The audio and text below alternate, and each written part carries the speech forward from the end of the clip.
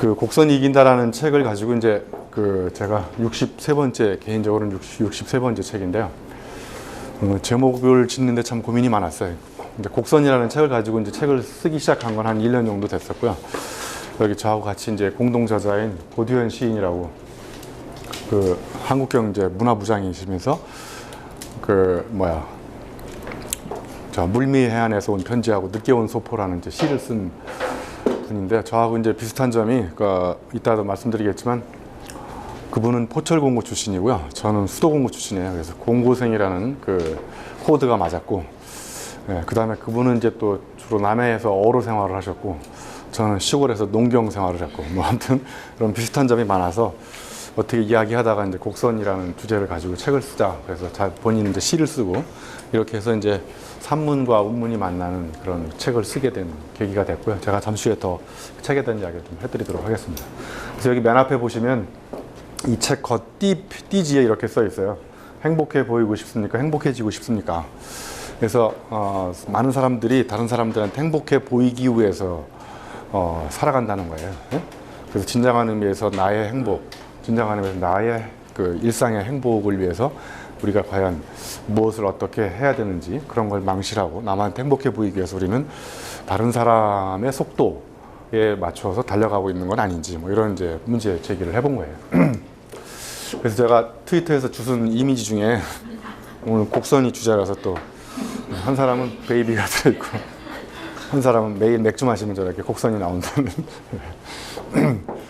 제가 보여드리는 이미지나 이런 건 제가 만든 건 하나도 없고 다 주순 거예요. 그러니까 요즘에 창조의 개념은 자기가 그러니까 국어사전에 보면 창조라는 게 뭔가 새로운 걸 만드는 거라고 나와 있잖아요. 그러니까 그게 창조가 어렵다고 생각하는 거예요. 그러니까 창조는 이미 있는 걸 엮으면 되는 거거든요. 그래서 먼저 엮는 놈이 임자다 이런 거거든요. 네? 이것도 제가 이제 트위터에서 메시지 이미지를 주는 건데, 30년 넘게 키우고 있는 개, 여기서의 개는 이제 볼견자하고 개견자, 견자가 두 가지가 있잖아요. 뭐 또 다른 견자도 있지만, 그래서 편견과 선입견이라는 두 마리 개를 우리가 30년 동안 기르고 있다. 자기 나이만큼 이제 개를 기르고 있다는데, 이제 이게 의미하는 바는 뭐냐면, 이제 직선에 대한 고정관념, 곡선에 대한 고정관념, 이런 편견과 선입견을 우리가 깰 필요가 있지 않겠느냐. 그래서 가장 어려운 게 이 세상에서 단단한 것 중에 다이아몬드도 단단하고요. 그 다음에 강철도 단단하고, 근데 세 번째 가장 단단한 것 중에 하나가 인간의 생각이라는 거예요. 자기가 갖고 있는 인식을 깨기가 그만큼 어렵다는 거죠.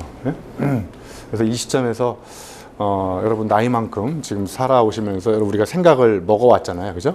그러니까 우리가 나이를 들면서 먹은 게 음식을 먹었죠. 그죠? 음식을 먹고, 그 다음에 공기를 우리가 또 마시고, 그 다음에 이제 세 번째 가장 중요한 게 이제 생각을 먹어왔는데, 생각을 먹어오면서 이제 정신연령이 발달하는 건데, 가만히 생각해 보면 우리가 생각하는 이 생각이 과연 내 생각인가를 한번 고민해 볼 필요가 있을 것 같아요. 내 머릿속에 들어있는 생각이 나로 하여금 어떤 의사결정을 하게 만들고 행동을 하게 만드는데, 내가 어떤 딜레마 상황에 빠졌을 때 어떤 의사결정을 한단 말이죠. 그럼 의사결정을 할 때 생각이 이렇게 해라 저렇게 해라 지시를 하거든요. 그런데 그 생각이 과연 내가 내 의지대로 먹은 생각이 몇 %나 되는지, 물론 수학적으로 계산할 방법은 없지만 상당 부분이 내 의지와 관계없이 내 머릿속에 생각이 몰래 들어와 가지고 어느새 남의 생각으로 나의 행동과 의사결정에 영향을 미치는 이런 현상들이 굉장히 많이 발생한다는 거예요. 그래서 항상 우리는 내 생각도 틀릴 수 있다라는 이제 열린 마음, 그런 다른 사람의 생각을 이렇게 포용하는 마음, 이런 것도 이제 일종의 보면 이제 곡선의 심리거든요. 여기 나오네. 세상에 아주 단단한 것이 세 가지가 있는데, 강철하고 다이아몬드, 그다음에 자신에 대한 인식이라는 거예요. 그 인식이 그만큼 깨기가 어렵다는 거죠. 그래서 저 인식을 깨는 방법은 뇌에게 다른 자극을 끊임없이 주는 수밖에 없어요. 그러니까 이제 뇌가 다른 자극을 받는 방법은 뭐 남다른 책을 읽는 방법도 하나 있고요. 그죠? 남이 가보지 않은 곳을 가보는 여행을 가서 이제 낯선 그런 자극을 받는 방법도 있고, 그 다음에 이제까지 해보지 않았던 다른 어떤 모험이나 이런 것 해보는 방법도 있고, 아무튼 그렇지 않으면 뇌는 늘 이미 짜여진 각본대로 내가 갖고 있는 생각, 인식대로 프레임이 갖춰져 있어가지고 그만 계속 돌아가는 거예요. 그죠? 그래서 여러분, 식사 못하신 분 흔들어 보세요. 식사 못하신 분. 이따 밥 사드릴게요. 손 안 든 사람은 다 집에 가시고 이제 우리가 배가 고프면 설렁탕을 먹지만 뇌가 고플 때 뇌가 고파 보신 분 한번 들어보세요. 뇌가 고파 미치겠다 이런 거 경험해 보시면 뇌는 늘 편안하시고 배는 늘 고프잖아요, 그죠? 그러니까 뇌로는 음식이 들어가는 뇌가 음식이 아니라 배로는 음식이 들어가는데 뇌로 들어가는 게 이제 지식인데 뇌가 편안하기 때문에 지식이 잘 안 들어가는 거예요. 그러니까 뇌한테 지식이 들어가게 하는 가장 쉬운 방법은 뇌 내에 불협화음을 일으키는 수밖에 없어요. 그러니까 뇌의 균형을 깨야 된답니다. 깨야 되는 거예요. 이게 뭐라고 하냐면 뇌한테 낯선 자극을 줘야 뇌가 불균형 상태가 되면 뇌는 균형을 맞추려고 우리가 노력하지 않아도 셀프 오거나이징 시스템에 의해서 자동적으로 균형을 맞추려고 그래요. 배고프면 여러분들 뭐든지 먹으려고 하는 그 균형을 찾으려고 한다면 더우면 땀나서 그리고 추우면 피부로 오그라들이고 이런 게 다 인간의 생체 시스템에 의해서 그렇게 되는 거거든요. 그래서 뇌가 고파 보지 않으셨기 때문에 뇌진탕을 수시로 드셔야 돼요. 뇌진탕. 탕자 돌리면 뇌진탕, 설렁탕. 네, 여기 또 백문이 불여일견이 뭐냐고 그랬더니 100번 묻는 놈은 개만도 못하다 그러고. 앞에 이 볼견, 개견자하고 제가 이제 견자 생각나서 이렇게 맞춰봤어요. 네. 아무튼 뇌한테 다른 자극을 주는 또 가장 확실한 방법은 질문을 던지는 거예요. 예? 여러분 이제까지 던지지 않은 질문을 던지는 것이 제가 보기에는 이게 또 굉장히 곡선하고 연결되어 있는데 여러분 물음표가 이렇게 곡선으로 되어 있지 않나요? 예. 물음표가 또 낚싯바늘처럼 되어 있어요. 거꾸로 뒤집으면 낚시하는 사람 딱 물음표 생각하면 자기의 체험적 레퍼런스에 의해서 세상이 보이는 거예요. 그래서 물음표를 보면 낚싯바늘처럼 보이는 사람은 낚시 중독자예요. 그 사람은. 그래서 그 낚시를 해보신 분 아시겠지만 다른 고기를 잡으려면 물가에 던져놓은 낚시 바늘을 바꾸지 않는 이상 거기에 걸리는 고기는 멍청한 고기가 아닌 이상 비슷한 고기가 잡힐 수밖에 없거든요. 그거하고 똑같이 우리가 세상을 향해서 던지는 질문을 바꾸지 않는 이상 내가 어제와 비슷한 생각을 할 수밖에 없고 비슷한 답을 얻을 수밖에 없는. 네? 그래서 이 물음표가 바로 그 물음표를 마음에 품고 있는 이런 것이 바로 이제 곡선의 심리라고 저는 생각을 해요. 그래서 근데 우리나라 학교 교육은 자꾸 이제 이런 답을 쓰면 엉뚱한 이 친구가한테 제가 물어봤어요. 왜 이런 대답을 했냐고 그랬더니 자기가 질문할 때마다 선생님이 자기를 개 취급한다는 거예요. 그래서 개자가 이렇게 상관했다는 그런 설이 있어요. 그래서 우리 학교 교육 이제 제가 그 6월 1일 날인가는 이제 여성중앙 독자들을 모아놓고 제목을 약간 바꿔서 곡선 교육이 이긴다라는 주제를 가지고 강의를 하거든요. 그러니까 우리나라 교육이 이제 직선 패러다임에 의해서 다 이제 쫙 달려가가지고 S대학 서울시내 있는 대학이 다 S대학이잖아요, 그죠? 그래서 S대학 죽으라고 가서 또 치열한 경쟁을 해가지고 스펙을 만들어서 또 S기업에 취업하죠. S기업은 서울시내에 있는 기업이다. 근데 경기도 인근까지 다 S기업이라고 그러면 그래서 이제 스펙 경쟁을 해가지고 치열한 경쟁을 해서 죽으라고 달리다가 임원 돼서 이제 임시 직원 돼가지고 금방 잘리고 나와서 이제 내 인생을 직선으로 살아온 내 인생 이제 앞으로 어떻게 살 것인지 이런 거 늦게 후회해야 별 의미가 없다는 거예요. 자, 그래서 여기 보시면 이게 이제 신문에 난 걸 기사를 제가 이렇게 스크랩한 건데 물질적 풍요 불안한 우등생 이렇게 해가지고 한참 동안 조선일보라든지 뭐 이런 경제신문 이런 환경 이런 매경 이런 데서 행복과 관련된 지표를 쭉 발표하면서 이런 데이터를 쭉 보여주고 있어요. 아무튼 우리는 지금 경제 선진국으로 와 있는 거는 분명한데 과연 선진 지표답게 우리의 일상적 삶의 행복 지수도 그만큼 와 있는지 완전히 거꾸로 가고 있는, 그러니까 우리가 안 좋은 건 세계 1위가 굉장히 많아요. 여기 안 나와 있지만 위스키 소비량 세계 1위가 어딜까요? 한국이 1위 아닐까요? 저도 개인적으로 위스키 잘 마시고요. 위스키에는 몰트 위스키가 있고 블렌디드 위스키가 있어요. 블렌디드는 이제 그 혼합되어 있는 거고 몰트는 이제 순수 그런 거거든요. 아까 오다가 그 라디오를 들어보니까 고진감래주라는 폭탄주가 있대. 혹시 마셔보신 분? 고진감래 폭탄주. 그러니까 이제 맥주를 먼저 마시게 되고 그 다음에 소주 마시고 그 다음에 마지막 그 고통을 경험한 다음에 달콤한 콜라를 마신다 그래서 고생 끝에 달콤한 미래가 온다는 거죠. 근데 제가 오늘 고생 끝에 달콤한 미래가 오지 않고 고생 끝에 신경통, 관절염, 디스크밖에 안 온다는 걸 이야기하려고 그래요. 제가 이따가. 그러니까 지금 행복해야지. 지금 막 고생하면서 미래의 행복을 담보로 지금 하기 싫은 일을 억지로 하면 고생 끝에 달콤한 미래커녕 디스크 관절염 이런 거밖에 안 와서 더 이상 재미있는 즐거운 돈은 많이 벌었지만 돈 쓸 수 있는 여력이 능력이 경력이 몸이 안 되니까 그죠? 이것도 트위터에 주신 메시지인데 걔한테 10,000원짜리를 주면 받는데 1,000원짜리를 주면 안 받는다는 거예요. 걔도 걔도 저렇게 돈의 가치를 아나 봐요, 그죠? 근데 아무튼 과연 우리가 돈을 많이 벌면 행복해질까? 많은 사람들이 내가 연봉 1억이 되면 2억이 되면 뭐를 하겠다라는 가정법 인생을 살고 있는데 과연 그럴까? 한번 생각해 보세요. 물론 돈이 인간이 갖고 있는 가능성의 영역을 넓혀주긴 하지만 돈과 행복과의 관계가 과연 상관관계일까? 그래서 성공한 사람이 행복한 게 아니라 행복한 사람이 성공한다. 그리고 내가 좋아서 하는 일하고 하는 일을 지금 하고 있는 일을 좋아서 하는 거하고 그다음에 뭐 또 싫은 일을 억지로 하는 사람도 있을 테고 아무튼 결론적으로 얘기하면 물론 성공한 사람이 행복한 경우도 많아요, 그죠? 그런데 통계적으로 보면 행복한 사람이 더 성공한다는 거예요. 그리고 행복이라는 걸 뭐 추상명사라고 생각하지 마시고요, 보통명사로 생각하세요. 그래서 내가 얼마나 행복했는지는 간단하게 이야기할 수 있어요. 자, 여러분 잠을 주무시기 전에 오늘 하루 동안 이렇게 주고받은 대화 중에서 죽인다라는 말을 몇 번 썼는지 한번 세보세요. 감탄사 중에 죽인다라는 말 있죠. 영화 보고 야 죽인다 영화. 날씨 보고 야 오늘 날씨 죽이네. 근데 죽인다는 말이 감탄사로 통용되는 언어는 우리나라 말밖에 없어요. 미국 말로 따잉 그러면 이게 막 그건 진짜 죽는 거거든요.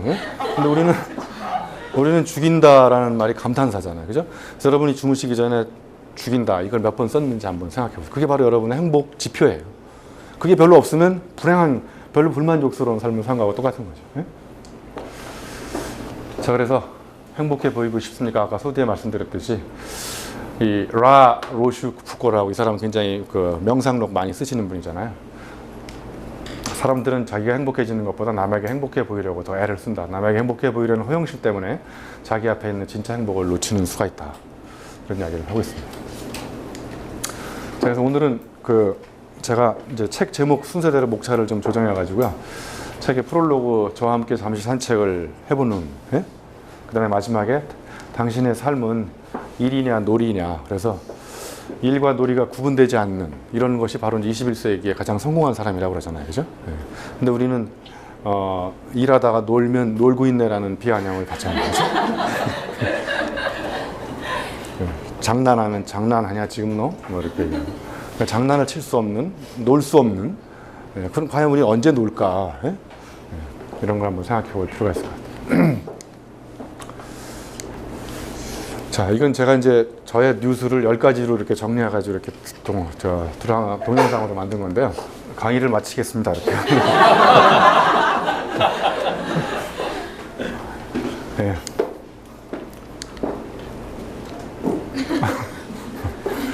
그 4분 33초라는 그 존 케이지의 그 동영상 아세요? 지식 채널을 가셔가지고요. 4분 33초를 딱 치시면 1950년대 뉴욕 콘서트홀에 나타난 존 케이지가 지휘를 하는데 4분 33초 동안 이렇게 가만히 있어요. 물론 1막, 2막, 3막이 있는데 그걸 그대로 강마애라는 친구가 따라했었죠. 그죠? 그러니까 이제 음악에 대한 고정관념을 깬 거죠. 그러니까 4분 33초라는 악보로에 보면 아무것도 없어요. 1막 침묵, 2막 침묵, 3막 침묵이고 빈 악보를 내놓고 이 사람이 세계적인 작곡가로 지금 이름을 날리고 있어요. 이 사람이 작곡한 게 아무것도 없어요. 그냥 빈 악보를 내밀고 백남준 선생님의 스승이기도 한데 아무튼 근데 제가 오늘 강의하러 와가지고 4분 33초 동안 여기 가만히 여러분을 쳐다보고 있으면 어떻게 될까요? 권 대표님 저를 소개했어요. 그 다음에 제가 4분 33초 동안 가만히 있으면 134번 네 번째 134번째 그 강사는 벙어리를 초빙했나 보다 이렇게 이제 생각을 하시겠죠. 그러니까 이제 음악에 대한 고정관념을 깬 것처럼 우리도 이제 일상에 대해서 우리가 생각하는 고정관념을 깨면 전혀 다른 일상의 사람들이 보일 수 있을 것 같아요. 아까 드리대학교 나왔었잖아요. 이거 제가 만든 대학인데요. 1학년부터 4학년까지 보면 전부 다 굉장히 긍정적인 과목 이런 것만 들어있고요. 여기 그럼에도라는 거는 이제 그럼에도 불구하고라는 도전하는 사람들이 살아가는 섬이고요. 이게 도자로 끝나서 제가 또 섬도자를 붙인 거예요. 아마도라는 섬도 옆에 있고 여기는 이제 걱정대학 부정학과 자포자기.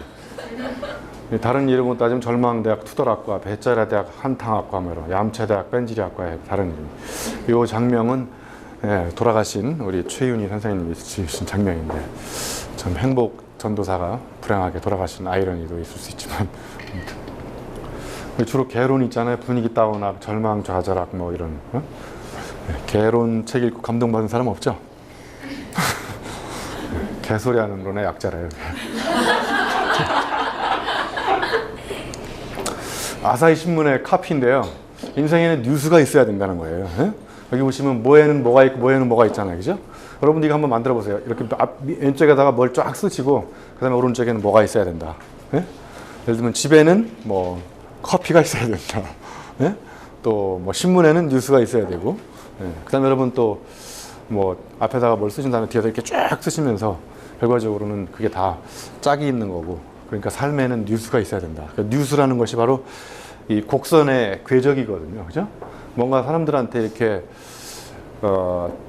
보이기 위한 뉴스가 아니라 내 삶의 기록을 보면 10대 뉴스는 과거의 뉴스가 될 수도 있고 그 다음에 10 뉴스 in the future 해가지고 여러분은 10대 뉴스를 앞으로 만드셔가지고 그 뉴스를 이제 미리 끌어당기면서 사는 거죠. 그죠?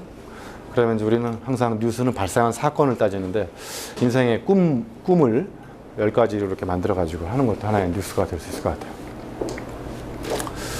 자, 그래서 이제 제가 이제 보여드리고 싶은 거는 이렇게 저의 인생의 곡선인데 여러분도 이제 저쪽에 나이를 딱 쓰시고 어렸을 때부터 이렇게 점을 한번 찍어보세요. 이렇게 즐거웠을 때, 그 다음에 이제 기분이 좀 다운됐을 때 이렇게 업 앤 다운을 이렇게 점을 찍어보시면 결과적으로는 이게 곡선인데 이걸 다 합치면 플러스 마이너스 제로가 되는 게 삶이라는 거예요. 그게 이제 고통 총량 불변의 법칙이라는 거예요. 그러니까 지금까지 고생 하나도 안 하신 분 있잖아요. 띵까띵까하고 재밌게 행복하게 산 사람 앞으로 드립다 고생할 거예요. 네, 제가 장담합니다. 네.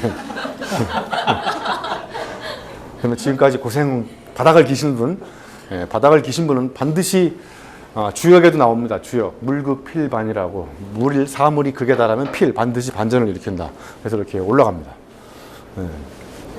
근데 죽기 일보 직전까지 고생 하나도 안 한 사람, 이 사람은 죽을 때 그냥 다 치매 걸려가지만 온통 고생을 하든지. 그러니까 누구나 다 고통 경험한다는 거니까. 그래서 이제 이런 거예요. 너무 높이 올라갔다고 해서 뭐라 그럴까요? 오만 자만에 빠지면 금방 또 떨어지는 추락하는 거고 올라가면 내려오게 돼 있어요. 그죠? 바닥을 기면 올라가게 돼 있고. 그래서 여기 육교도 보시면 올라갈 때는 힘들지만 내려올 때는 쉽잖아요. 반대로 지하도는 내려갈 때는 쉽지만 다시 또 계속 내려가기만 하면 안 되잖아요. 그죠? 우리가 칠레 광부도 아니고 계속 지하 790m까지 내려갈 필요는 없잖아요. 칠레 광부가 나왔으니까 제가 칠레 광부에 대해서 한 가지만 말씀드릴게요. 칠레 광부가 33명이 있었잖아요. 그죠? 33명인가 아세요? 32명이 아니고 34명도 아니고 33명이라서 삼삼한 거예요. 그래서 삼삼하다는 말이 33명에서 나온 거거든요. 근데 조사를 해보니까 우르수아라는 그 작업반장 리더가 있었거든요. 그 리더가 결국은 리더십을 발휘해 살아났다고 이제 언론에서 보도를 하는데 제가 분석해보니까 우르수아라는 리더는 리더십을 발휘할 수가 없었어요. 땅 밑에 속에서.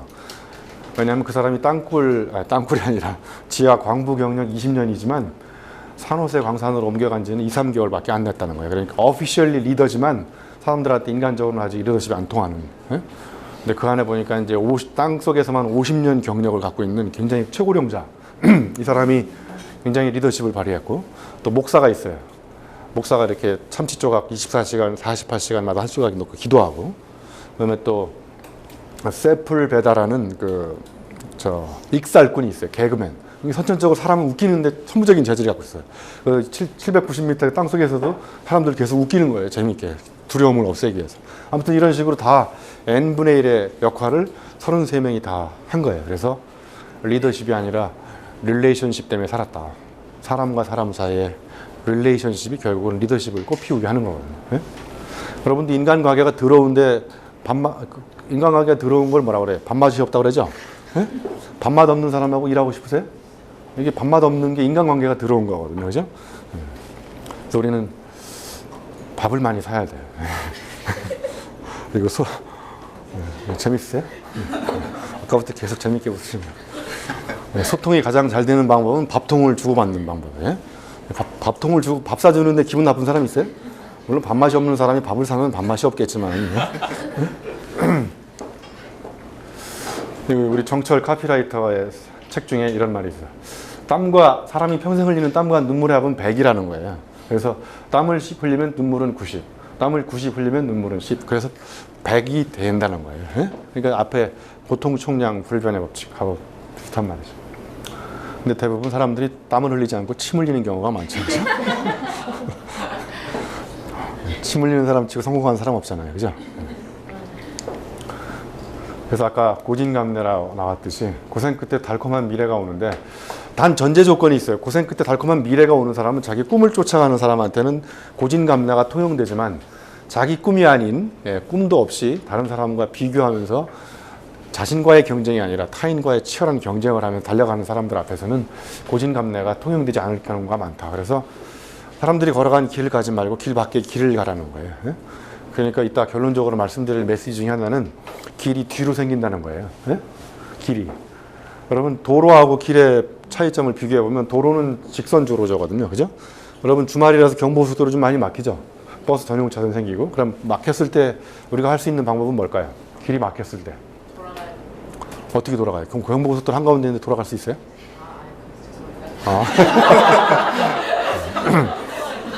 왜 한때 눈이 막 폭 쏟아져가지고 경부고속도로가 그냥 차가 확 들어선 적이 있었죠. 도로공사가 잘못 통제 못하고 그래가지고 그때 저희 집사람들 저쪽 대전 근처에서 열 몇 시간 동안 갇혀 있었어요. 전화해가지고 그냥 편히 쉬다 오라고 그랬는데 근데 아무튼 그것도 빨리 조치를 취해가지고 고속도로 중간에 이거 뭡니까 그거 중앙분리대 이걸 빨리 틀어가지고 이렇게 돌게 해줬으면 됐는데 그것도 안 하고. 그러니까 도로가 막히면 하는 방법, 할 수 있는 방법은 갓길로 달리는 방법이 있는데 그건 벌점 30점의 면허 정지인가요? 그렇잖아요. 그죠? 그러니까 도로는 이제 직선주로 패러다임으로서 빨리 가는데 목적이 있지만 길이 막히면 어떻게 해요? 옆으로 세면 되거든요. 이건 내가 가는 것이고 나의 길이에요. 그게 마이 웨이거든요. 그죠? 그러니까 도로는 직선이지만 길은 곡선이고 길은 빨리 가는데 목적이 있지 않고 길 위에서 의미를 찾는 게 목적이 있는 거거든요. 그죠? 물론 갓길의 의미가 길이 막혔을 때 하느님한테 기도하면 오마이 갓 해가지고 갓길이 뻥 뚫린다는 그런 설이 있어요. 그래서 우리는 도로를 달리면서 도착 오류를 제가 이제 여기다 가정법 인생이라고 써놨어요. 거기에 도착하면 행복할 것이라는 믿음. 물론 행복할 수도 있죠. 그런데 그 미래에 언제 벌어질지 모르는 가정법을 그렇게 하면서 if then 용법으로 그렇게 살아가는. 근데 그때 거기 가보면 야 내가 페라리 자동차를 사는 게 내가 페라리 자동차를 사면 내가 막 엄청나게 행복해질 거야. 근데 그거 사고 나면 약발이 며칠 못 가죠. 그죠? 그 다음에 또 뭐 다른 걸 또 사야 돼. 끊임없는 이런 가정법 인생의 끝은 가정법으로 살 수밖에 없는 거죠. 자, 그래서 이제 서두에 제가 말씀드릴 저의 어린 시절의 이야기를 하려고 그러는데요. 이게 이제 내 인생에 의미 있는 사물들이라는 책에 나오는 구절인데요. 날마다 나아가는 아기가 있었네. 아기가 처음 본 사물, 아이는 그것이 되었다. 우리 돌잔치인가 언제 때 연필 잡는지 돈 잡는 뭐 이런 거 하는 거 있잖아. 그죠? 그거 비슷하게 여러분도 한번 지금 감시 한번 생각해 보세요. 내가 어렸을 때 내가 아직도 잊을 수 없는 사물과의 접촉에 대한 추억을 한번 생각해 보세요. 어렸을 때 아련한 사연이 담긴 사물에 대한 추억. 그러니까 우리가 사물 뒤에는 사연이 담겨 있는 거거든요. 그죠? 그 사물 뒤에 담긴 사연이 그런 사연이 많은 사람일수록 상상력이 높을 가능성이 있어요. 그런 거 있어요? 자, 한번 얘기해 보시죠. 있으신 분? 제일 많이 웃으시는 분. 사물에 대한 애달픈 사연이 있는 거. 없어요? 사연은 없고요. 네. 저는 예전에 음악 공테이프를 공테이프. 좋아했었거든요. 네. 그래서 공테이프에 녹음해서 사람들에게 선물해 주는 거. 그 공테이프만 생각하면 입가에 미소가 지어지고 뭔가 나눈다는 걸 행복감을 갖게 되고. 다 지금도 안 늦었으니 계속 나눠주시면. 혹시 또 다른 거 있으신 분? 뭐 질문하면 대답 좀 하시고 서로 이렇게.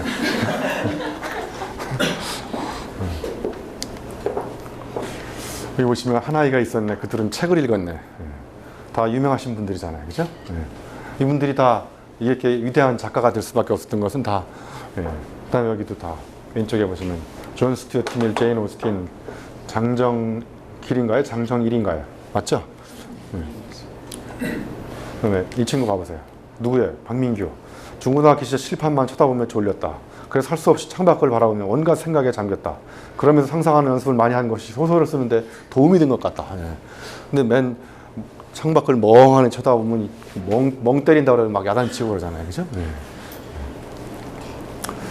그 인터넷에 가시면요. 켄 로빈슨을 치시면 동영상 한글 자막에 있는 켄 로빈슨 동영상 2개가 떠요. School Skills Kill Creativity. 학교가 창의성을 죽인다는 동영상이 하나 있고요. 그 다음에 Learning Revolution인가 학습 혁명 뭐 이런 게 있어요. 학습 혁명을 치시면 켄 로빈슨 치시면 나오는데요. 그 사람이 주장하는 것도 이거예요. 전 세계 모든 교육, 공교육의 서브젝트, 교과목에 위계가 있다는 거예요.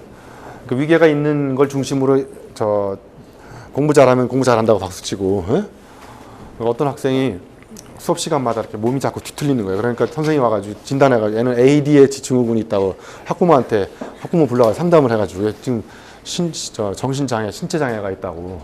근데 그 사람이 이름은 기억이 안 나지만 세계적인 발레리나가 된 사람이거든요. 그래가지고 돈도 많이 벌고. 그러니까 몸이 막 움직이지 않으면 이 사람은 그러니까 신체 지능이 발달한 사람이에요. 근데 이 사람을 서브젝트 매러 교과 지능으로 판단하면 이 사람은 ADHD 증후군에 해당한 정신 집중 방해 안 되는 거죠. 아주 그 독창적인 글 스타일로 창조된 사람이에요. 또 예를 들면요, 연암 박지원 아시죠? 박지원이가 만 16세까지 글을 못 읽었어요. 그거 아세요? 글을 못 읽었었거든요. 그런데 그 처삼촌이 가서 글을 가르쳐 줘가지고, 그런데 만약에 박지원이가 글을 잘 알고 그랬으면 조선시대 문체 스타일을 빼닮아가지고 아마 박지원의 독창적 스타일이 안 나왔을 거예요. 그죠? 그러니까 뭔가 이렇게 변방에 있는, 뭔가 마이너리티, 이런 사람들이 중앙 무대와 관계없이 갖고 있는 이런 독창적인 생각들이 세상을 바꿀 수 있는 가능성이 많은 걸 우리 신영복 교수님이 이야기하시고 계세요. 제가 이게 저의 애틋한 사연이 담긴 사물들이에요. 제가 수렵, 어로, 농경, 채취 생활하면서 조광재 선생은 또 사물은 요물이다 이런 말을 했었어요. 저는 이 지게만 생각하면 제가 어깨가 약간 처진 이유는 어렸을 때 지게질을 많이 해가지고 멀리 한 10리, 20리 가가지고 나무도 해오고 산에 가서 홈이나 이런 거. 그래서 제가 이렇게 자그마한 상상력을 갖게 된 것은 바로 저런 시골에서의 농경 생활이 큰 도움이 됐던 것 같아요. 아무튼 요지는 패스트푸드 모델이 오늘날 교육이라는 거예요. 패스트푸드, 그죠? 인터넷에 가보시면 자녀를 S대학에 보내는 방법 해가지고 매뉴얼이 있는 거 아세요? 어렸을 때부터 관리를 어떻게 해야 되는지부터 체계적으로 이렇게 쭉 해가지고. 그래서 저는 곡선은 야생의 사유라고 생각합니다. 우리는 지금 너무 길들여져 있다는 거예요. 그리고 여러분 잘 아시는 그 하워드 가드너라고 멀티플 인텔리전스 다중지능 쓴 사람은 unschooled mind, 학교 교육을 받지 않는 그런 마음이 창의력의 중요한 원동력이 된다는 거예요. 그 사람이 쓴 책이, 우리말로 번역된 책이 다중지능, 열정과 기질, 아무튼 이런 책이 한 4-5권 정도 있거든요. 한번 꼭 읽어보시면 인간이 갖고 있는 지능을 8가지로 이렇게 나누는데, 예를 들면 빌 클링턴은 소셜 인텔리전스가 발달한 친구라는 거예요. 지금도 설문조사하면 비행기 옆좌석에 앉히고 싶은 사람 쭉 순위 따져봤을 때 빌 클링턴이 1위로 나온다는 거예요. 그 친구는 머리는 나쁜데 하여튼 인간 친화력은 대단하다는 거예요. 그 하나로 대통령이 돼요. 그러니까 기존의 지능을 가지고 사람을 재단해버리고, 그래서 그걸로 사람을 평가하고 그걸로 교육을 시키고, 이런 것이 굉장히 안 좋다는 거예요. 그래서 레비 스트로스가 쓴 야생의 사고라는 책이 있어요. 그러니까 길들여지지 않는 야생의 사고를 우리가 회복하는 것이 인간이 갖고 있는 상상력을 회복하는 가장 확실한 방법이 될 수도 있는 거고, 과연 우리가 하루에 흙을 밟아볼 수 있는 시간 이런 거 별로 없잖아요. 그죠? 시멘트 바닥, 아스팔트 바닥, 땅과 차단된, 그래서 인간이 병에 걸리기 시작한 거고, 저쪽 자연으로 점점 멀어지면서 사람들이 이제 그 푸드 마일이라고 했어요. 푸드 마일. 그러니까 예를 들면 미국산 쇠고기의 푸드 마일은 엄청나게 마일이 굉장히 길죠. 그런 건 건강하지 못한 음식이라는 거예요. 그러니까 가장 건강한 음식은 풀밭에 저 산에 가서 바로 뜯어다가 먹는. 예? 제 몸이 그나마 이렇게 교통사고 났어도 건강한 이유는 어렸을 때 초식, 야 이런 걸 많이 먹었어. 자, 삶은 이제 엔드 게임이 아니라 엔드의 향연이다. 여기에 포인트는 이제 스펠링이 비슷하지만 A와 E의 차이잖아요, 그죠? 하나는 끝장 정신이고 끝장을 내겠다, 뭐 이런 것도 있고, 그 다음에 하나하나를 그냥 뭐가 하나 끝났으면 그걸로 끝이라고 생각하는 그런 마인드지만 엔드와 엔드 하면은 엔드와 엔드 사이에 A&D가 있잖아요, 그죠? 그러니까 우리의 삶은 뭐가 하나 끝나면 여러분 끄트머리라는 말 아시죠? 끄트머리. 끝과 머리가 합쳐져서 끄트머리가 됐다고 그러잖아요, 그죠? 그러니까 뭐가 하나 끝나면 거기서 다시 또 시작되는 거고, 하나 끝나면 시작되는 거고. 그래서 여러분 주역의 64괴의 마지막 64번째 괴는 미완성으로 끝나요. 미완성. 우리가 기대하고 있는데 완성으로 끝날 것 같지만 미완성으로 끝이 난다니까요. 그 이야기는 뭐냐면 거기 엔드가 아니고 또 다른 A&D 시작돼서 또 다리. 네. 결국은 이제 미완성이라야 희망을 싹을 틔울 수 있다는 거죠. 네?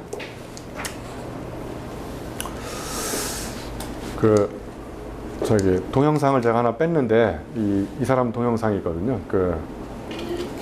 지식 채널에 보면 에베레스트산을 처음으로 정복해가지고 이따가 또 등정주의하고 등로주의에 대해 말씀을 드릴 텐데, 아무튼 도전하는 사람한테는 엔드는 있어도 엔드는 없다. 그래서 이 도전하는 사람은 한계에 도전하는데 도전하지 않는 사람들은 도전하기 전에 한계선을 거버리죠, 그죠?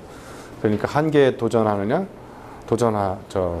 한계에 도전하느냐, 아니면 도전하기 전에 한계선을 긋고 안 된다고 생각하느냐. 예. 그래서 한계는 바깥에 있지 않고 내 안에 있다. 내가 한계라고 생각하면 한계는 밑도 끝도 없이 엄청나게 많이 쏟아질 수 있는. 예. 자, 그래서 이제 바닷물도 어디가 끝이 아니라 바다로 이렇게 흘러가면서, 이게 신영목 교수님 서화집이거든요. 여러분 물 숫자에 법자가 거할 것자가 합쳐지면 이게 법자가 되잖아요, 그죠? 법.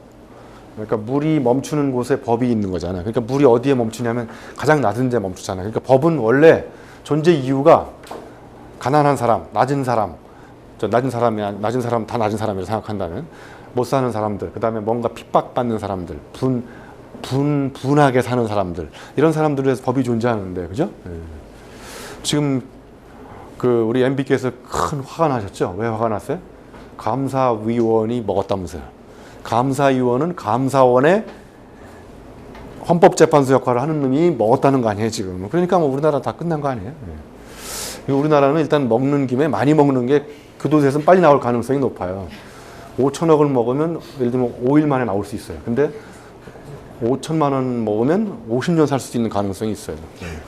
물론 일반화시키기는 어렵겠지만 지금적으로 통계를 봤을 때는 주로 많이 먹은 사람들이 먼저 나오는 경우가. 그러니까 법이 한자의 원리대로 안 풀리는 이런 사회적 현실 속에서 살고 있는데, 제가 이걸 강조해서 얘기하려고 하는 게 갑자기 이게 보여가지고. 아무튼 자, 물이 흘러서 다 이제 곡선으로 가잖아요, 그죠? 그래서 이런 말이 있잖아요. 물 먹지 말고 물처럼 살아라. 굉장히 의미심장합니다. 조직에서 물 먹으면 안 되잖아요, 그죠? 물 먹지 말라고 진짜 물을 드시지 말라는 얘기가 아니라 조직에서 물 먹지 말라는 얘기예요. 그런데 우리는 물처럼 살아야 되는데, 바로 이 상선약수라는 말이 있잖아요. 최고에서는 물과 같다. 그러니까 우리는 물에서 많이 배워야 되는데, 그죠? 물이 흘러서 바다로 가가지고 다 바다로 가는 이유는 바다가 다 받아주기 때문에 바다라는 설도 있잖아요, 그죠? 그래서 이제 바다로 가서 이렇게 가장 낮은 데 가서 가장 낮은 데로 간 물이 가장 높은 곳으로 이렇게 치솟아 흐르잖아요. 그러니까 물극 필반의 원리가 여기도 적용되잖아요, 그죠? 낮은 데로 가서 가장 높은 데로 이렇게 흘러가고. 자, 곡선의 또 이제 우회 축적 원리, 이게 보시면 윤석철 교수님의 삶의 정도라는 책에 보면 이 매 잡는 이야기가 나와요. 매가 토끼를 잡을 때 이렇게 직선으로 가면 빠를 것 같지만 이렇게 돌아가는 것이 더 빨리 간다는 거잖아요, 그죠? 여기서 이렇게 달려가는 게 시속 320km라는 거예요. 누가 쟀나 봐요, 이거 스피드컨으로. 320km. 320km면 어느 정도 될까요? 320km까지 달려보신 분 없으시죠? 200km 달려보신 분, 200km. 우리 권 대표님 200km 달려보셨어요? 살아계시네, 아직. 저는 140km 밟다가 죽었다 살아났는데. 아무튼 이제 돌아가는 길이 빠른 길이다라는 평범한 것들을 우리가 자연에서 많이 배울 수 있습니다. 그래서 우직지게라는 말이 돌아가는 것이 오히려 빨리 가는 것이다. 이렇게 굽이굽이. 이게 이제 윤석철 교수님 삶의 정도에 나오는 건데요. 목적함수와 수단 매체를 딱 놓고, 근데 이 사람은 경영학을 딱 두 가지로 얘기한 거죠. 목적함수와 수단 매체 간의 관계를 푸는 게 이제 경영학인데, 여러분 이게 개미인데 개미가 이렇게 먹이를 발견하기 위해서 곡선으로 헤매잖아요, 그죠? 그러니까 먹이를 발견하면 이제 직선으로 달려가거든요, 그죠? 그래서 우리의 마음은 이게 없이 그냥 빨리 직선으로 가서 빨리 행복의 목적지에 도달하려고 하는데, 그죠? KTX 타고 300km 부산 가서 해운대 카페에 앉아가지고 커피 이렇게 여유롭게 마시고 오는 사람 별로 없잖아요, 그죠? 요지는 이제 뭐냐면 이 곡선의 길이가 직선의 길이보다 항상 길어야만 행복할 수 있다는 것이고, 행복은 목적지가 아니라 과정에 있다. 행복은 어디에 도달하고 뭐를 습득하고 이런 것이 아니라 거기까지 가는 여정 속에서 의미와 재미를 발견하는 것이 행복이라는 것이고, 그렇다면 누구나 다 삶을 살아가면서 자기의 일상에서 행복을 발견할 수 있는 건데, 우리는 자꾸 어디에 도착하려고만 하고, 그죠? 이 사람이 이렇게 높은 데서 뭘 걸 때 밑에 사람한테 물어보잖아요, 그죠? 네. 아니에요? 위에 사람한테 물어봐요? 그러니까 항상 낮은 곳으로 임하소서라는 철학. 그러니까 곡선은 겸손함이라는 거예요. 곡선은 겸손함. 그러니까 내가 부족하다. 그 다음에 나는 항상 뭔가 그 초보자의 마음으로, 초짜 정신으로 자세를 낮추고 사람들의 마음을 포용해주는 마음, 이것이 바로 부드러운 곡선의 마음을 지칭하는 거라고 저는 생각합니다. 여기 아까 얘기했듯이 이제 산을 올라가는 방법이 등로, 등정이 있는데, 한자 그대로 해석하면 정상에 빨리 올라가는 거예요. 등정은. 등로는 노선을 중시하는 거예요. 어디로 어떻게. 그러니까 빨리 올라가는 것이 중요한 게 아니라 어떻게 올라갔느냐가 중요하다. 그래서 이 사람이 이제 비판하는 것 중에 하나는, 현대 산악 패러다임은 등정주의인데 기계의 힘, 세르파의 힘, 장비의 힘, 이게 과연 이렇게 해가지고 올라가는 것이 과연 무슨 의미가 있겠느냐. 예? 그래서 자기 스스로 혼자의 힘으로 서서히 올라가는, 이 산을 올라가는 걸 우리가 이제 등산과 입산으로 나누면, 등산은 이제 산을 정복하는 패러다임이죠. 산을 나와 관계가 독립돼서 떨어져 있는 정복의 대상이 등산이라고 그러면, 입산도 있죠, 입산. 예? 입산은 자기하고 산이 혼연일체가 돼서 산과 대화를 나누면서 자기와 산이 나고 내가 산이고, 예? 이런 상태가, 그렇게 되려면 빨리 올라가는 게 큰 의미가 없잖아요, 그죠? 그걸 그대로 우리 삶하고도 비교해 보면, 도쿄타워 가보신 분, 여기도 가보시고 그러세요. 뭐 살 날도 며칠 안 남았잖아요. 네? 515 계단이라는데, 올라가는 방법이 이제 이거 에스컬레이터나 엘리베이터 타고 올라가는 방법이 있고, 이렇게 하나씩 이렇게 계단을 타고 올라가는 방법도 있고, 저기 올라가면 이렇게 수료증을 준대. 수료증이 아니라 증을 준대. 증. 걸어 올라왔다는 증서. 네? 그거 가지면 얼마나 땀이 나겠죠, 올라가는데, 그죠? 올라가면서 도쿄의 야경을 보면서 삶의 의미를 이렇게 한번 반추해 보기도 하고. 아까 보셨겠지만 이제 제가 뭘 했는지는 대충 아실 테고, 이 엘빈 토플러하고, 이 사람은 누군지 아시죠? 예, 브라이언 트레이시, 자기개발 세계적인 전문. 이 사람 1시간 강연료가 얼마인지 아시는 분? 예? 얼마일 것 같아요? 1시간에? 10억 원. 또? 예, 10억 원은 너무 비싼 것 같고요. 예, 한 2억에서 2억 5천만 원 정도 된대요. 예. 저런 사람 생각하면 좌절감이 들죠. 이 사람이 왜 이렇게 많이 받는지 아세요? 이 사람이 용접한 사람이에요. 이 세 사람의 공통점이 저도 용접을 했고, 알빈 토플러도 용접을 했고, 뭔가 세상을 지배하는 패러다임을 제시하려면 용접을 해야 된다는 안도현 씨의 시를 제가 철판 함부로 만지지 마라. 나는 철판하게 한 번이라도 뜨거운 사람입니다. 제가 이제 그 사물에 대한 사연을 잠깐 얘기하면, 제가 여기 강남의 수도 전기 공업고등학교를 졸업했거든요. 그래서 제가 여기 한국전력 직영학교예요. 그래서 졸업하면 한국전력에서 9년 근무하면 군대를 안 가는, 전액 장학금으로 먹여주고 재워주고. 근데 아무튼 저는 거기를 튀어나왔으니까 중간에 군대도 갔다 왔고요. 공부한 거 공짜로 배운 거 다 물어주고 나왔어요. 그래서 지금 굉장히 자유의 몸이 돼 있잖아요. 그렇게 되지 않은 친구들은 군대 안 간 대신에 지금 거기 매여 있고, 아직도 여전히 그런 생활을 하고 있고. 뭐 그런 생활이 나쁘다는 게 아니고요. 그런 생활을 할 수도 있고 이런 생활을 할 수도 있는데, 근데 제가 철판에 대한 사연이 있어요. 애틋한 아픈 사연. 첫 번째, 한겨울에 철판을 만져보신 분, 장갑 안 끼고 영하 10도, 20도 될 때 철판을 만져보신 분. 만져보셨어요? 어떤 느낌이 들어요? 쫙 붙죠. 쫙 달라붙을 정도로, 안 떨어질 정도로. 그런 사연이 없으신 분은 철판에 대한 상상력이 없으시잖아요, 지금. 그죠? 두 번째, 제가 이제 용접을 하면서, 이게 저거든요. 제가 정수 직업 훈련원에서 용접을 하는데, 이게 이렇게 철을 두 개를 붙이는 거예요, 이렇게 녹여가지고. 그래서 이제 이게 합격 여부를 판단하는 방법은, 이렇게 붙인 다음에 위에서 이제 강한 압력으로 꽝 때려요. 그래가지고 용접 부위가 균열이 몇 미리 이상 안 가면 합격이에요. 엄청난 압력으로 때려가지고. 근데 저게 이제 용접의 핵심은 온도 조절이에요. 온도 조절을 잘해야 철을 잘 녹일 수 있는데, 이 손에 익숙하지 않은, 제가 늘 갖고 있던 용접기가 아니고 정수 직업 훈련 난생 처음으로 가가지고, 제가 처음으로 하는 용접기로 용접을 하다가 온도 조절을 잘못해가지고 시작하자마자 구멍이 뚫렸어요. 그래서 불합격됐어요.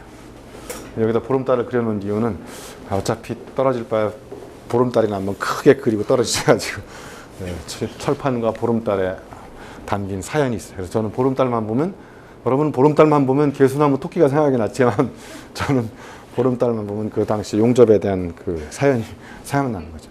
그러니까 동일한 사물을 보고도 다른 상상을 하게 되는 원동력은 바로 체험적 상상력이라는 겁니다. 체험적 상상력. 김연아 선수, 예? 다시 한번 해주시면 안 돼요? 예? 방금 전에 하신 말. 뭐야? 방금 전에 하신 말 다시 한번 해주세요. 체험적 상상력을 다시 얘기해 달라고요? 방금 죄송합니다.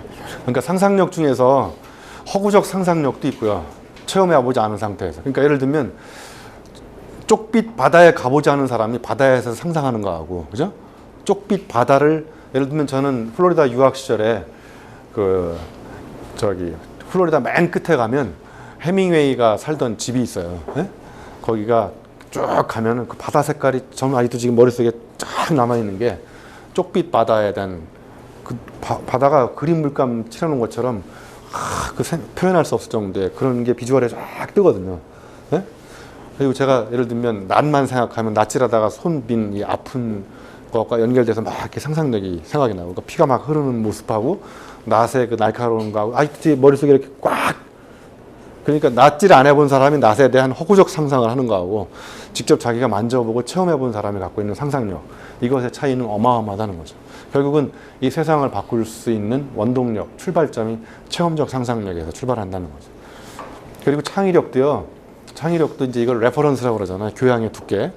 레퍼런스는 여러분이 경험해본 모든 걸 다 합친 거예요. 영화 본 것, 책 읽은 것, 산전수전 다 겪은 경험, 색다른 프로젝트 해본 것, 낯선 곳에 가본 것, 이런 게 다 레퍼런스예요. 이게 두꺼운 사람일수록 상상력, 창의력이 뛰어나다는 거예요. 여러분 브레인 스토밍 하는데 브레인 스토밍이 잘 돼요? 브레인이 서서히 이렇게 스토밍이 되나요? 브레인 워싱 되잖아요, 주로. 그죠? 왜냐하면 이게 안에 레퍼런스가 없잖아요. 여러분이 다 없다는 게 아니고. 그게 기고만장 법칙이라고요. garbage in, GI, garbage in, garbage out, GIGO. 이게 기고만장하다. 기고만장 법칙. 별로 재미없는 것 같아서 다음으로 하는 것 같아요. 아무튼 여러분, 제가 이제 용접하면서 제 인생의 첫 번째 실패를 맛봤기 때문에 실패에 대한 이야기를 좀 하려고 해요. 그래서 실패야말로 자기 정체성을 알 수 있는 가장 확실한 방법이고요. 제가 오늘 말씀드린 곡선의 의미 중에서 가장 커다란 의미가 뭐냐면 곡선은 실패를 견디고도 실패를 견뎌내는 힘이에요. 예? 자, 여러분 카이스트 학생들 자살하고 그죠? 그러니까 실패를 밥 먹듯이 하라는 얘기가 아니고요. 예, 실패를 보는 각도와 관점을 우리가 다르게 가질 필요가 있다는 거예요. 예? 돼지 목살 맛있게 드시죠?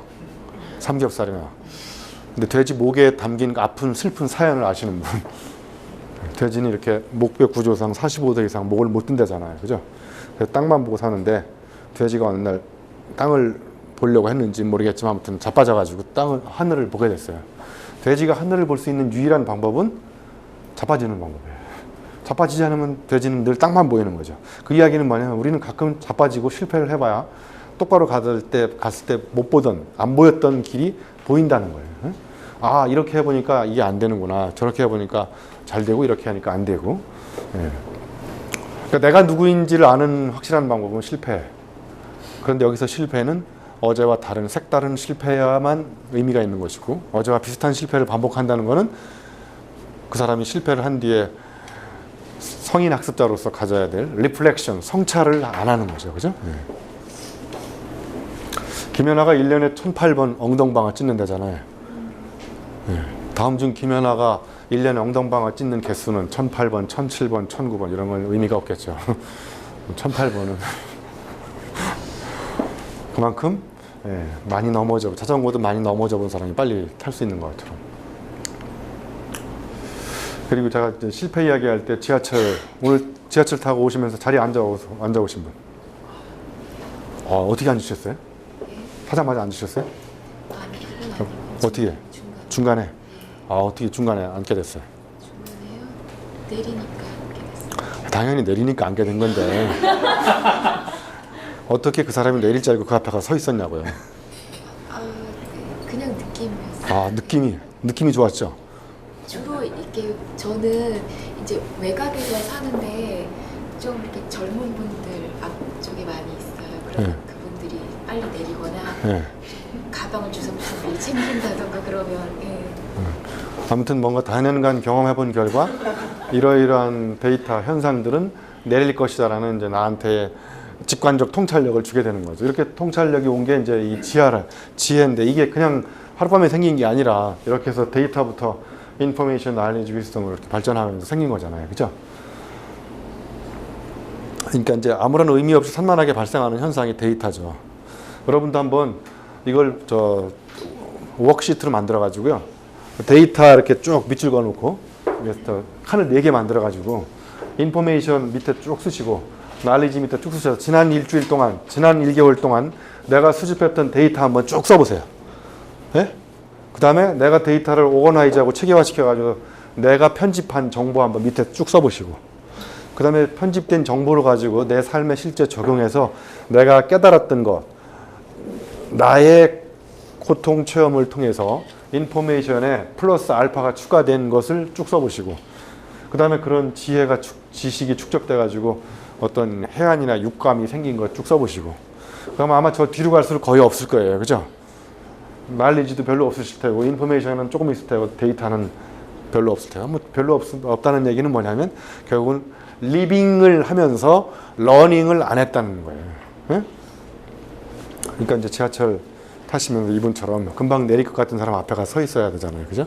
금방 내릴지 안 내릴지는 어떻게 아냐면 느낌이 온단 말이에요. 가방을 싼다든지 노선도를 확인한다든지 그 느낌이 와가지고 이제 제가 앞에 가서 서 있어서 제 느낌이 맞아서 앉으려고 하는 찰나에 못 앉게 된 현상들이 자꾸 발생하잖아요. 그죠? 못 앉게 된 이유는 이제 제가 이분 앞에 서 있었는데 이분이 내려가지고 이분이 잽싸게 자리를 옮기시더라고요. 잽싸게. 그리고 이분 앞에 있는 자기 친구를 자기 자리에 앉히고 본인이 잽싸게 옮기고. 아무튼 이런 삶이라는 거는 늘 불확실한 거거든요. 그죠? 그래서 이제까지는 매뉴얼이 통용되던 시대였었는데 매뉴얼이 더 이상 적용되지 않는 사회가 앞으로 우리가 살아갈 세상이고 그래서 우리는 dance with uncertainty, 불확실성과 함께 춤을 춰야 돼요. 불확실성을 관리할 수 없어요. 불확실성은 인정하고 그 불확실성 속에서 우리가 어떻게 살아갈 것인지는 맥가이버한테 배우시면 돼요. 그래서 Let's Make Better Mistake라는 트위터에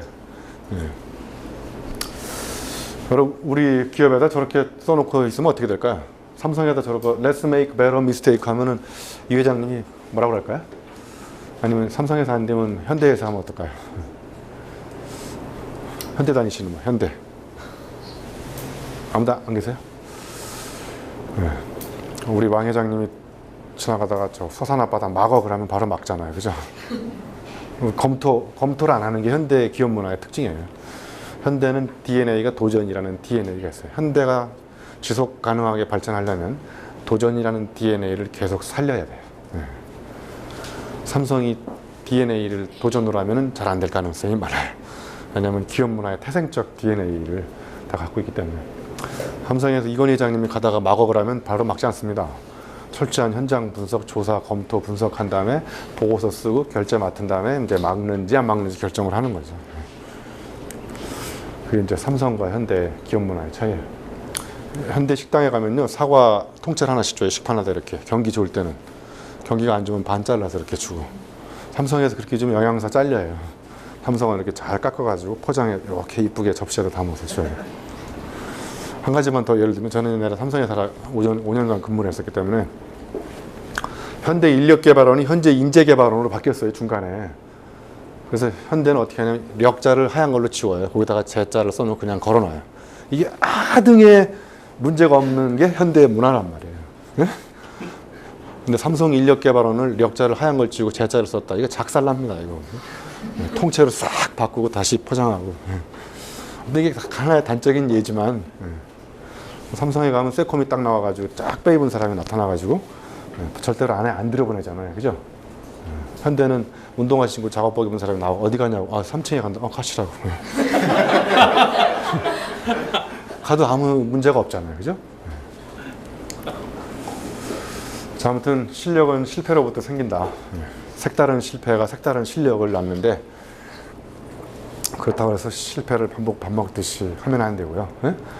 실패로부터 우리가 교훈을 배우는 것이 중요한 것. 넘어지는 게 실패가 아니고 넘어지고 나서 안 일어나는 것, 포기해버리는 것이 실패잖아요. 그죠? 자, 파트 2에서는 1%가 되기 위해서 99%를 낭비하지 말라는 책의 목차가 나오는데요. 사람마다 1%가 되면 좋겠죠. 핵심 인력. 그죠? 우리나라 평균 통계로 봤을 때 대기업에서 임원이 될 확률이 몇 %래요? 대충. 우리 한국경제에 계시는 분. 1%도 안 되죠? 0.몇% 정도 되거든요. 그죠? 그리고 아까 말씀드렸듯이 임원 돼봐야 임시 직원이기 때문에 금방 잘려요. 그러니까 그냥 부장으로 오래 장수무강, 만수무강 하시는 게 더 좋을지도 몰라요. 그죠? 여기 보시면 이제 핵심 인력과 뚝심 인력이 있잖아요. 이렇게 롱테일 법칙에 의해서 핵심 인력이 몇 % 정도 되고 뚝심 인력이 상당히 많잖아요. 그죠? 근데 모든 기업마다 이제 핵심 인력을 키운다고 주장을 하고 있는데 저는 더 중요한 사람들이 뚝심 인력이라고 생각해요. 뚝심이 없이 핵심이 발생할 수 있을까? 안개꽃의 배경이 있어야 장미꽃이 아름다운데 문제는 장미꽃이 안개꽃을 배경으로 깔아준 것에 대한 고마움을 모른다는 거예요. 때로는 장미꽃이 배경이 되고 안개꽃이 전경에 드러나고, 그러니까 우리는 전경과 배경을 바꿔서 생각해보는. 여러분은 늘 전경을 앞으로 끄집어내고 배경을 밑에 깔고 보는 게 또 우리의 인식이거든요. 그러니까 우리 사고의 자율성을 가지려면 우리가 늘 관심 밖으로 빼놨던 배경을 전경으로 끄집어내고 늘 여러분이 가까이 보고 관심 있게 봤던 걸 배경으로 빼는 전경과 배경의 사고방식이 저는 굉장히 중요하다고 생각해요. 이 캘리포니아에 가면 누드 비치가 있어요. 거기 가보신 분. 그런 데도 좀 가보시고 그러세요. 앞으로 살아야죠. 저는 가봤는데 거기 가서 이 누드를 배경으로 빼고 그 쪽빛 바다를 전경으로 끄집어내서 이렇게 보면 너무 아름다워요, 바다가. 에스프레소맨이라고, 에스프레소가 이제 배경에 있기 때문에 모든 커피의 맛을 내는데 사람들이 에스프레소의 존재의 이유를 잘 모르는 것처럼 여기 야구의 미들맨이 있죠. 선발 투수단이고 마지막 마무리 투수단인 미들맨. 미들맨이 바로 미들맨이에요. 믿을 사람이거든요. 미들맨을 우리가 믿지 못하면 야구는 되질 않거든요. 그죠? 그 다음에 또 축구에 어시스트맨, 미드필더가 박지성이가 인기가 있는 이유가 어시스트맨이잖아요. 어시스트맨. 예? 어시스트 해주고 자기는 숨고 다른 사람을 꼬리를 넣게 해주고. 그래서 모든 스타 플레이어들이 박지성을 그렇게 우리 팀에 꼭 필요한 선수다라고 이렇게 얘기하는. 예? 자, 이 부분은 넘어가겠습니다. 여기도 보면 이제 토끼하고 이렇게 오리하고 저희가 비버를 갖다 등장시켜놨는데 비버는 뭘 잘할까요? 네. 토끼가 자기 집 짓는 토끼 보셨어요? 그래서 비버처럼 토끼를 집 짓는 훈련을 시키면 토끼가 집을 질 수 있을까요? 아니면 오리한테 너는 왜 네 집도 못 지고 자냐고 어? 그렇게 야단치면 오리가 그죠? 네. 아니면 수영할 때는 누가 제일 잘할까요? 오리가 제일 잘하죠, 그죠? 물론 비버도 잘하겠지만 그러면 토끼는 수영을 잘할까요? 네. 그럼 토끼를 오리처럼 비버처럼 이렇게 물 위에서 놀게 수영을 하게 하려면 어떻게 해야 될까요? 어떻게 해야 될까라는 질문을 던지면 토끼를 어떻게 훈련을 시키겠죠. 응? 그런데 질문을 바꿔서 과연 토끼가 수영을 하는 것이 토끼의 적성에 맞는 것일까? 이렇게 질문을 바꿔 던지면 토끼는 수영을 시키면 수영으로 토끼가 못하는 단점을 오리가 잘하는 수영 장점하고 비교해서 단점하고 갭 분석을 한 다음에 오리하고 비버를 벤치마킹 해가지고 갭 분석을 해서 상대방을 따라잡는 전략을 쓰는 순간부터 토끼는 불행한 삶을 사는 거하고 똑같이 우리 사람들도 다 n분의 1의 재능을 갖고 있는데 그 재능들을 스스로 꺼내지 않고 다른 사람 거에 비교해가지고 이렇게 사는 순간부터 사람은 이제 불행하기 시작한다는 거고요. 결국은 곡선이라는 것도 자기의 안에 숨쉬고 있는 재능들을 찾아내자는 거예요. 여러분 펄떡이는 물고기처럼 읽어보셨죠? 이게 앞으로 이 책은 사지 마세요. 이게 한원출판사 김철종 사장하고 제가 결별을 선언했기 때문에 이 책은 사지 마시고. 아무튼 뭐 이게 잘 팔리니까 이렇게 시리즈로 쫙 나온 남이 아까 개미처럼 이렇게 곡선으로 헤매면서 자기의 먹이를 찾아야 되는데 남의 먹이를 잘 팔리는 먹이를 보니까 나도 빨리 먹이를 찾아야 되니까 직선으로 이렇게 쫙 줄 서 있으면 누가 내 치즈를 읽어본겠을까는 많이 읽어봤지만 누가 내 치즈를 잘랐을까부터는 거의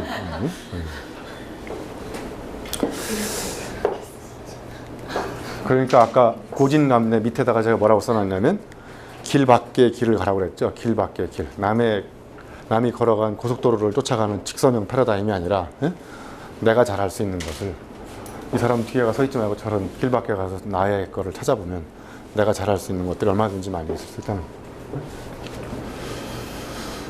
이것도 여기 파마한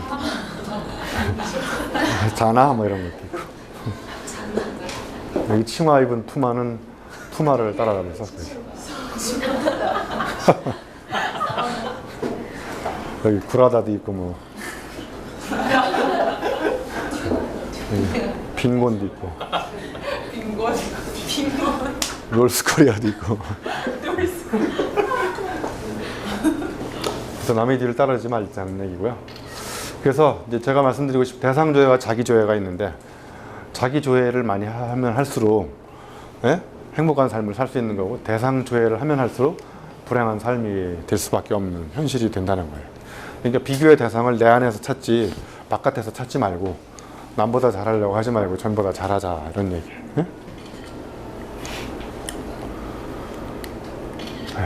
여기도 넘어가겠습니다. 여러분 명품 다 좋아하시죠?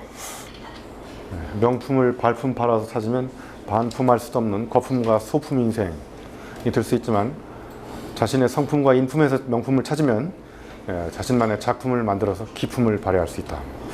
아무튼 언어의 유희지만 의미 있는 이야기인 것 같아요. 자, 그래서 이제 곡선적 삶을 사는 사람들은 베스트 원을 추구하지 않고 이제 온리 원을 추구하는데 온리 원이 이제 의미에 목숨 거는 사람이고요. 베스트 원은 100m 달리기를 다 같은 출발선상에서 치열하게 계속 경쟁하는 여기는 직이고 저기는 업의 사람이라는 거죠. 업. 그래서 과연 나의 업의 본질은 무엇인지 이런 것도 한번 생각해 보는 것이 내 삶을 행복하게 할 수 있는 비결이 될 수 있다는 거죠. 룸사롱에 가보신 분 흔들어 보세요. 다 가보셨으면 손 안 드시는 거죠? 이 룸사롱이 유흥업일까요? 정보보안업일까요? 네, 아무튼 뭐 이건 사람마다 다 다르겠죠. 그러니까 어쨌든 요지는 뭐냐면 업을 어떻게 정의하는지에 따라서 way of thinking, 사고방식이 바뀌고 way of doing business, 비즈니스 방식이 바뀌고 예?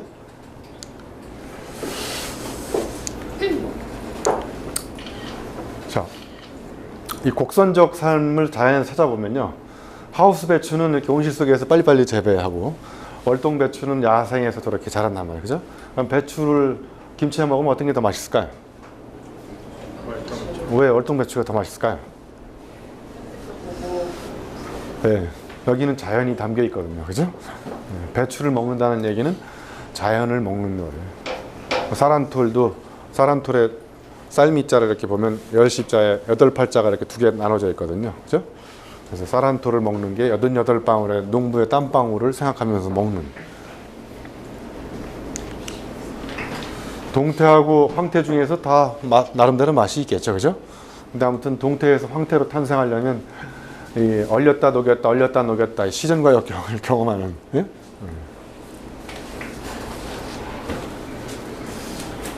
네, 수박이 다른 이유는 경사지에서 재배하기 때문에 경사지에서 재배하는 수박은 안 굴러 떨어지려고 이렇게 온갖 수박이 스트레스를 받는다는 거예요. 그래서 그 스트레스가 당도로 연결돼서 수박이 맛있어진다는 거예요. 예? 여러분도 스트레스가 있어야지 사람이 나름대로 의미심장해진다는 거예요. 예? 스트레스는 뭐냐면요. 첫 번째 S는 스포츠예요. 스트레스에 걸리신 분 지금 손 들어보세요.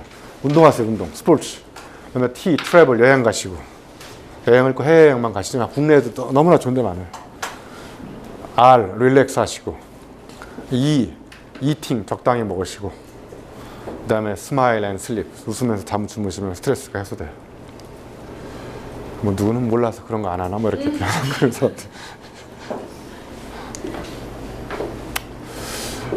목재와 분재를 보더라도 이제 목재로서의 가치는 얘가 더 있지만 분재는 목재라는 관점으로 보면 목재로서의 가치는 없지만 누가 더 일찍 죽냐면 얘가 일찍 죽죠. 얘는 빨리 자라서 부욕한 땅에 자라가지고 금방 죽지만 쟤는 이제 분재 채집가한테 발견돼가지고 평생 양지바른 곳에서 아주 극진한 대접을 받으면서 100년 해로를 하죠. 예, 뭐 저런 이야기를 보여주면 저건 뭐 베토벤이니까 그렇지 나하고는 관계없다고 생각할 수 있죠, 그죠? 요즘 제가 대학원생들한테 쓰는 방법이 앙스트 블리테 전략이거든요. 대학원생들을 늘 긴장과 불안에 떨게. 그래서 저는 이제 발표를 시킬 때에도 5분 전에 발표자가 결정이 돼요. 김 모시기 한번 발표해보지. 그럼 이제 걔가 와서 발표하는 거예요. 대부분의 수업이 발표자가 미리 결정돼가지고 이렇게 쫙 나눠져 있잖아요. 그래서 발표자만 열심히 발표하고 나머지 사람들은 빈 몸으로 들어오고, 그죠? 이렇게 눈동자를 봤을 때 이제 또 아닐 것 같다는 필이 오면 바로 드랍 테스트를 실시해서 그걸로 기말 성적을 처리하고 뭐 이런 늘 이제 오늘날 유태인들이 노벨상을 엄청나게 차지하는 원동력, 불안감, 어딘가 정처 없이 떠돌아다니는 불안감이 있잖아요. 앙스트 블리테라고 하는. 그러니까 불안감, 불확실성 이런 것이 창조의 원동력이 되는 건데 그러면 저는 요즘에 너무 불안한데 왜 창조가 안 되죠? 뭐 이렇게 질문하면 제가 대답할 길이 없어요. 그러니까 아직 덜 불안한 것이. 더 불안하셔야 돼요. 자, 이제 속도의 경쟁에서 밀도의 경쟁을 하자. 삶의 밀도가 더 중요하다. 그럼 삶의 밀도가 뭘까? 예? 하루하루가 의미가 꽉 차 있는 게 이제 삶의 밀도라고 보시면 돼요. 예? 속도는 밀도 없이 그냥 앞만 보고 달려가는 거다. 예? 여러분, 한동안 우리나라 화두가 느리게 살기라는 철학이 이 사람 프랑스 철학자 미에로스 그 느림의 철학을 주장하는 사람이 있었죠. 그죠? 이 사람이 주장하는 걸 제가 책에도 인용을 했었는데 의부에서 강요된 속도가 아니라 자신의 속도로 움직이는 게 느림이고 행복에 이르는 지름길이다. 에? 느림의 철학을 돼. 근데 사람들은 느리게 살기 위해서 지금 더 달리고 있죠. 언젠간 내가 전원주택 짓고 느리게 살려고 지금 바쁘게 해. 어떻게 해서 이 YTN 뉴스에 제가 찍혔는지 참 그것도 비밀 신기한데 2007년도에 그래서 여러분 매달 11일 날 조심하셔야 돼요. 911, 311, 411 이런 게 다 11일 날 열렸잖아요. 이게 조기 경복이라는 트위터에서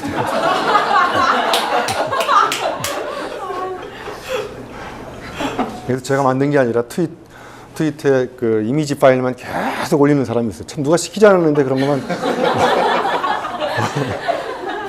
어디서 찾아서 이렇게 올리는지 모르겠어요.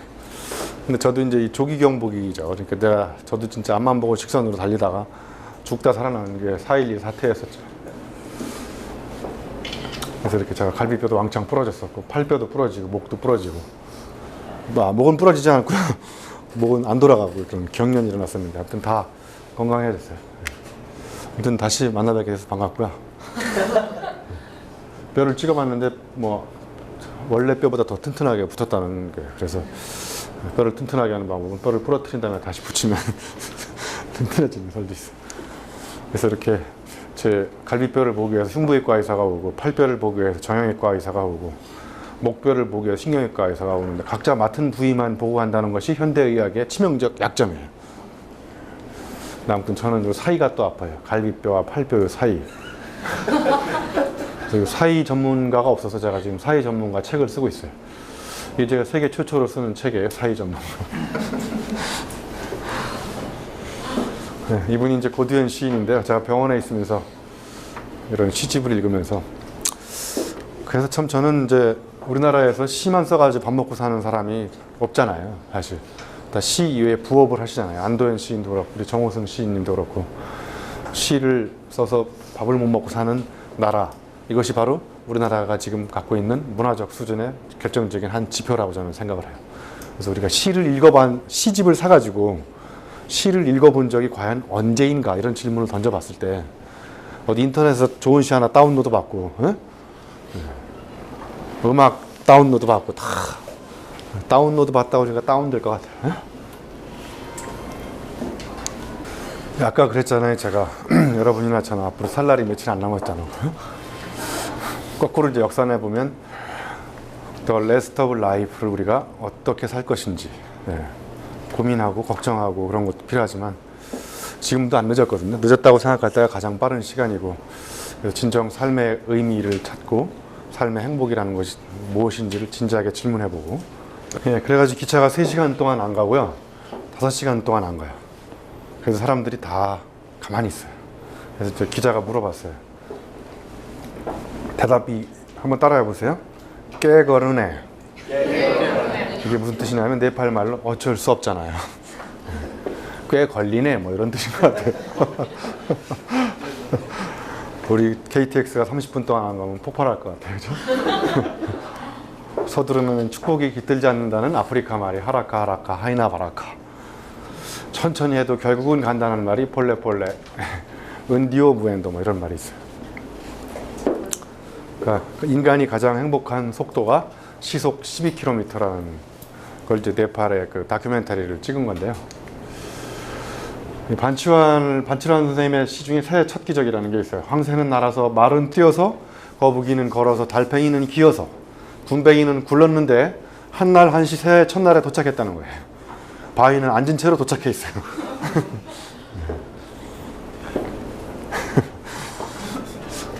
그래서 우리는 시를 읽어야 됩니다. 시 한 편에 무지막지한 삶의 의미들이 담겨 있고 그 안에 진정한 의미의 행복의 그 원기소들이 담겨 있거든요. 여러분들 버킷리스트를 써보세요. 버킷리스트가 이제 삶의 행복을 죽기 전에 해보고 버킷리스트 영화 보신 분? 영화도 안 보시고 뭐 책도 안 읽으시고 설날도 며칠 안 남으셨는데. 그래서 저도 이제 이렇게 버킷리스트를 써봤어요. 100권의 책을 내고 100명을 초청해서 출간 기념회 갖기 이런 거. 지금 63권을 썼으니까 원래 제 목표가 원래는 나이만큼 책을 쓰는 거였었거든요. 제가 63살처럼은 안 보이죠. 그러니까 이제 100권을 정년 퇴임 전에 쓰는 거였는데 대학 교수는 별일이 없는 한 65세까지 정년이 보장되는 아주 신기한 직종이에요. 조교 시켜서 논문 가끔 쓰고 그러면 정년까지 갈 수 있어요. 여러분 그 책 중에 이렇게 앞에 보시는 자료 정리에 도움을 준 조교 무슨 양에게 감사한다. 그거는 조교가 다 썼다 이런 거하고 비슷한 말이에요. 물론 다 그런 건 아니죠. 저는 조교하고 같이 책을 쓰면 조교 이름도 같이 가장 많이 쓴 놈을 제 일 저자로 인정해줘요. 내가 기여한 게 없고 코멘트만 했으면 내가 맨 뒤에 가는 거고. 이 미국에서는요, 퍼스트 오사하고 세컨드 오사가 굉장히 큰 차이가 있거든요. 근데 우리는 항상 교수는 퍼스트 오사고 조교는 뒤에 가잖아요, 그죠?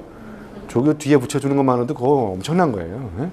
거의 다 밑에 감사의 글에만 써 있어요. 예? 원래 제가 보스턴 마라톤 출전하는 거였었는데 뉴욕 마라톤에 출전하려고요. 보스턴 마라톤은 기록이 있어야 돼요. 3시간 몇 분 정도. 뉴욕 마라톤은 누구나 가서 뛸 수 있어요. 혼자 한번 같이 가시죠. 이게 관광 상품이에요.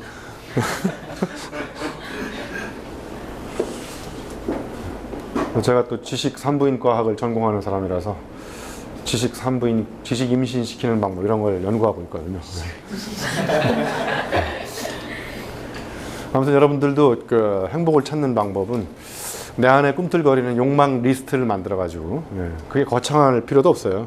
주변에서 일상에서 작은 것들 하나씩 만들어가지고 실천하면서 여유롭게 즐겁게 행복하게 사는 거죠. 그래서 근대올림픽 슬로건이 이렇게 있죠. 더 멀리 더 빠르게 더 높이를, 저는 더 가까이 더 느리게 더 낮게. 이렇게 하면 오히려 더 멀리 더 빠르게 더 높이 날아갈 수가 있어요. 모든 사람들이 다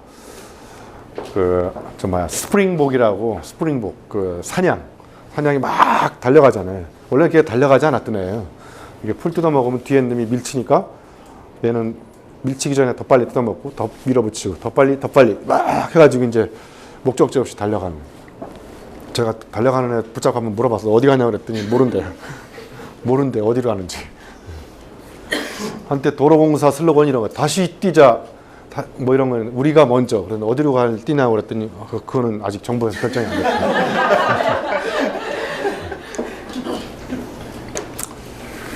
자, 이제 에필로그를 하겠습니다. 아까 말씀드렸듯이 불확실한 미래는 지금과 다른 삶의 원동력이 될 수 있다고 생각합니다. 여러분 1년 후, 2년 후, 3년 후가 무엇이 발생할 것을 정확히 예측대로 스텝 바이 스텝대로 계획대로 쫙 되면 재미있을 것 같죠? 네, 가다가 적당히 안 되는 일도 있어야 되고요. 네? 자빠지기도 해보고 또 이렇게 돼 보니까 또 이런 것도 있고, 네? 아까 돼지처럼 똑바로 가다가 안 보이면 나머져 보니까 이제까지 보지 못했던 새로운 가능성을 발굴할 수도 있는 거고. 여러분 혹시 아웃라이어 책 다 읽어보셨죠? 네. 거들떠 보셨죠? 네. 우리말에 보다라는 말이 27가지가 있는 거 아세요? 네, 거들떠보다, 훑어보다, 내려보다, 째려보다, 하여튼 이렇게 해가지고 27가지가 있어요. 근데 대충 여러분들 책을 만져보거나 목차만 본 것도 읽었다고 생각하시죠? 아무튼 저쪽에 엘리먼트 책 읽어보시면 엘리먼트. 이게 아까 그 동영상으로 보여드렸던 켄 로빈슨이 쓴 책이에요. 여기 다중지능부터 열정과 기질 이런 걸 이제 가드너가 진 책이고요. 제가 이번에 미국 가서 ASTD 기조 강연한 친구 중에 마커스 버킹햄이라고 우리나라 말로 강점혁명 이런 책 번역한 스트렝스 파인더 그 책 지은 사람인데, 아무튼 이런 책들에 다 공통점을 제가 분석을 해보고 마지막에 엘랑 비탈이라는 책이 있어요. 이 5권의 책의 공통점이 뭐냐면 다 재능과 강점, 열정과 몰입 이걸 주장하는 거예요. 여기서 가장 중요한 게 재능과 강점에 몰입하면 열정은 그냥 생기는 거고요. 물론 또 열정이 또 별도로 발휘할 수 있는 포인트도 있지만 가장 핵심은 내가 잘할 수 있는 능력, 내가 하면 재미있는 능력, 이게 재능이잖아요. 그죠? 그거를 발휘하면서 사는 것이 결과적으로는 행복한 삶이고 제가 오늘 말씀드린 곡선적 삶의 가장 중요한 화두가 된다고 저는 생각을 합니다. 그래서 이 엘랑 비탈에 보면요. 엘랑 비탈이 여기 도약과 약동 비탈은 생명에서 생명의 도약을 의미하는 근원적인 힘이에요. 그래서 이 책에 5권에 나오는 사례들이 다 무슨 사례냐면 평범한 사람들이 자기가 잘할 수 있는 재능을 찾아가지고 한 10년 동안 꾸준히 땀의 계곡을 건너간 사람들이 다 위대한 업적, 엄청난 성취를 이뤘다는 거예요. 그래서 우리가 보기에 어느 날 갑자기 된 것처럼 보이지만 그 사람들은 다 어느 날 갑자기가 아닌 거거든요. 그죠? 다 하루에 진지한 실천을 자꾸 이렇게 반복하면서 그 과정 속에서 의미를 찾고, 여러분도 5시간을 했는데 5분처럼 느껴지는 거 있잖아요. 그죠? 그런 거예요.